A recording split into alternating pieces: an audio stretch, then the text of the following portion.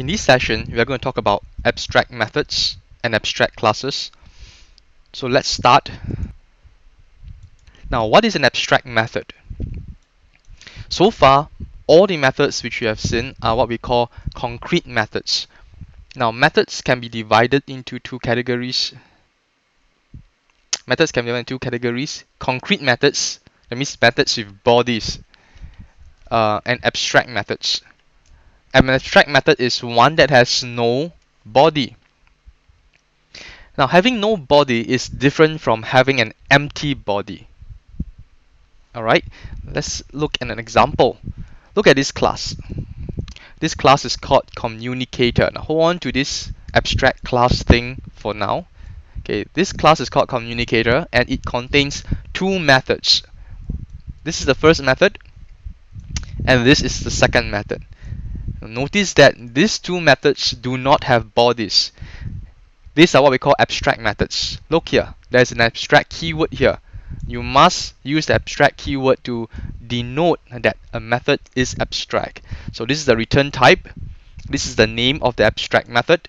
What the method will take in, two strings in this case. And instead of opening a curly brace, you have a semicolon there. No body. Now, like what I said just now, a method which has no body is different from a method that has an empty body. So this is an example of a method with an empty body. Method 1. It has a body. Okay, the body starts from opening curly brace and ends with a closing curly brace. Just that it has, but it is considered a concrete method. Method 1 is considered a concrete method. Just that it has an empty body which does nothing and returns nothing anyway. Remember to end with a semicolon. No curly braces and to use the abstract keyword.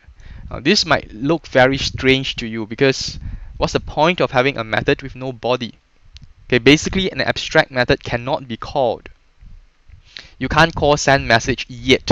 You can't call display info yet. Now, what has been defined so far, alright, will be the name of the method, the return type, and the accessibility modifier, whether it's public, protected, and so on, as well as the input parameters. So the method signature, this whole thing has been defined, except the body. Now this is useful in certain circumstances. Alright. Now at this point in time, it is impossible. It might not be possible in the communicator class to be able to write the body for send message. In other words, at this point in time when you're writing the communicator class, you may not be able to know, you may not know how to send a message.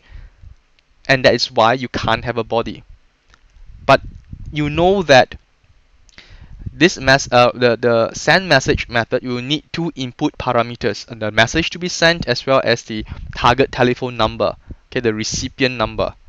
And you know that when this method called send message is called, it will return true or false depending on whether the message has been successfully sent. Okay, successful true, non-successful false. So display info, same thing.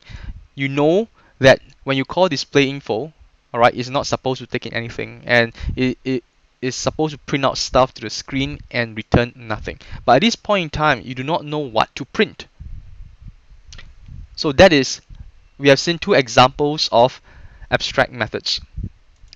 Now there is one rule here. Concrete methods or a concrete class. Okay, a concrete class is a non-abstract class. Classes can be concrete and abstract as well. So a concrete class cannot have abstract methods, not even one. Okay, which will bring us to the next topic. What is an abstract class? So you will get a compilation error. Let's try. Let me remove what I've written. Basically is an abstract class, okay, called communicator.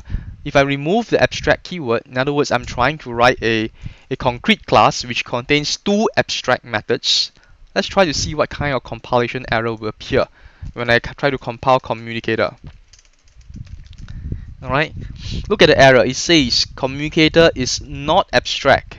Basically, communicator is not an abstract class, it is a concrete class, and does not override the abstract method called display info in communicator. Now I'll talk about this overriding thing very soon. Okay, suffice it is to say now that if you have abstract methods, they must exist in an abstract class. Alright, later we'll talk about interfaces. Actually, interfaces and abstract classes can both contain abstract methods, but not concrete methods. You can't have a single abstract method in a concrete class. Hold on to interfaces for now. So in the next section, we're going to talk about concrete classes.